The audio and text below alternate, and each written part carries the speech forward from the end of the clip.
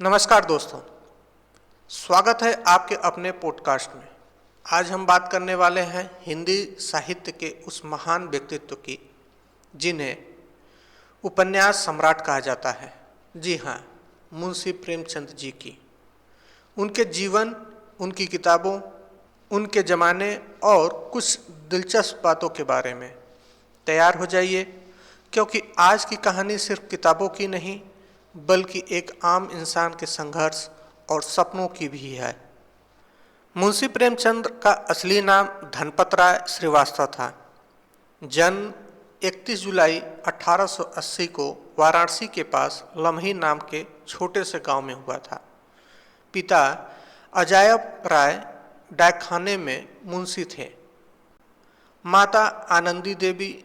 मात्र 7-8 साल की उम्र में माँ चल बसी। पिता ने दूसरी शादी कर ली, लेकिन सौतेली माँ के साथ रिश्ते अच्छे नहीं थे। बचपन गरीबी और अकेलेपन में बीता। 15 साल की उम्र में पहली शादी हो गई, लेकिन वह रिश्ता नहीं चला। फिर इसी दौरान पिता भी जल्दी चल बसे। युवा धनपत राय पर परिवार का बोझ आ गया। फिर भी पढ़ाई जारी रखी, उर्दू, फारसी और अंग्रेजी सीखी। बाद में वे शिक्षक बने। सन 1906 में उन्होंने दूसरी शादी की शिवरानी देवी से, जो एक बाल विवाहित थी। उस समय समाज में ऐसा करना बहुत साहस की बात थी। उनके 3 बच्चे हुए, अमृत राय, श्रीपत राय और कमला।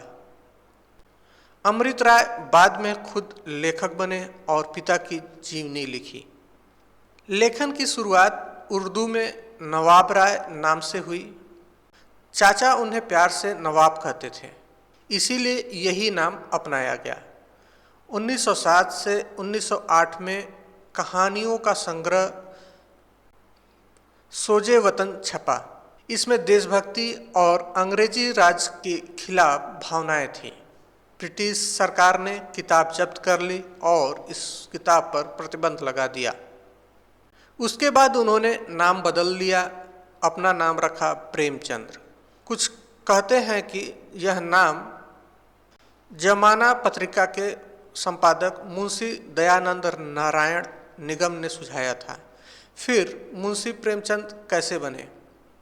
जब वे हंस पत्रिका का संपादक कर रहे थे तो क्रेडिट लाइन में मुंशी प्रेमचंद लिखा जाता था। लोग उन्हें मुंशी प्रेमचंद यहीं से कहना शुरू कर दिए। 1921 में गांधी जी के असहयोग आंदोलन के आह्वान पर उन्होंने सरकारी नौकरी छोड़ दी। आर्थिक तंगी बढ़ी, लेकिन साहित्य नहीं छोड़ा। उन्होंने हंस और जागरण जैसी पत्रिकाएं निकाली।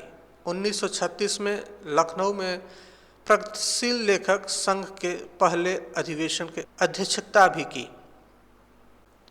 अब बात करते हैं कि उनकी रचनाओं की। प्रेमचंद्र ने लगभग 14 से 15 उपन्यास, 300 से ज़्यादा कहानियाँ, कुछ नाटक, अनुवाद और बच्चों के लिए किताबें लिखी। सबसे प्रसिद्ध उपन्यास उनका है गोदान, जो 1936 में छपा। यह उनकी आखिरी पूरी रचना है। होरी नाम के किसान की कहानी कर्ज, गरीबी, जाति और समाज के दबाव की।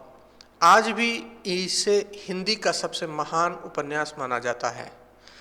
अन्य उपन्यासों की बात करें तो सेवा सदन, जिसमें महिलाओं की स्थिति और वेश्यावृत्ति पर, साथ ही निर्मला, बाल विवाह और विधवा विवाह की पीड़ा पर लिखा।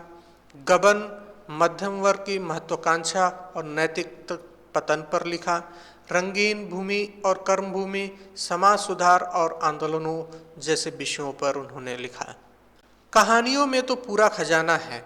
ईदगाह में छोटे हामिद की ममता, पूरस की रात में किसान की ठंड और मजबूरी, कफन में गरीबी की चरम सीमा, तरंज के खिलाड़ी में सामंती वर्ग का उदासीनता, नमक का दरोगा में ईमानदारी इत्यादि जैसी कहानियाँ उन्होंने अपनी कलम की रचना से लिखी। ये कहानियाँ आज भी स्कूलों में पढ़ाई जाती हैं। प्रेमचंद का जीवन काल 1880 से 1936 तक था। ब्रिटिश राज का दौरान वे स्वतंत्रता आंदोलन के गवाह बने। गांधी जी से प्रभावित थे, लेकिन उनकी लेखनी सिर्फ राजनीतिक नहीं थी, वे समाज की जड़ों तक जाते थे।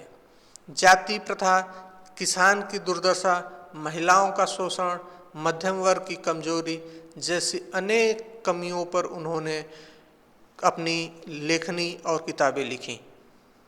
वे यथार्थवादी लेखक थे। पहले उर्दू में रोमांटिक शैली में लिखा, बाद में हिंदी में साफ, सरल और प्रभावशाली भाषा अपनाई। आम आदमी की भाषा, इसीलिए वे दिल तक पहुंच सके। ये जानते हैं उनके कुछ दिलचस्प बातें। शुरुआती दिनों में उनका वेतन सिर्फ 18 रुपये प्रति महीना था, फिर भी किताबें लिखते और पढ़ते रहते थे। टॉलस्टॉय, डिकेंस और जॉर्ज इलियन से वे बहुत प्रभावित थे। एक बार की बात है कि वे सोजे वतन जब अंग्रेजों ने जब्त किया तो अंग्रेज अधिकारियों ने उनकी लेखन मेज भी उठा ले गए। वे अपने जीवन काल में बम्बई गए थे फिल्मों के लिए स्क्रिप्ट लिखने, लेकिन वहाँ का माहौल पसंद नहीं आया और वे वापस वाराणसी लौट आए। अंतिम उपन्यास मंगलसूत्र अधूरा रह गया। बाद में उनके बेटे अमृत राय ने उसे पूरा किया। वे सिर्फ लेखक नहीं, संपादक और पत्रकार भी रहे। हंस पत्रिका उनके साहित्य आंदोलन का केंद्र बनी। 8 अक्टूबर 1936 को सिर्फ 56 साल की उम्र में वाराणसी में उनका निधन हो गया।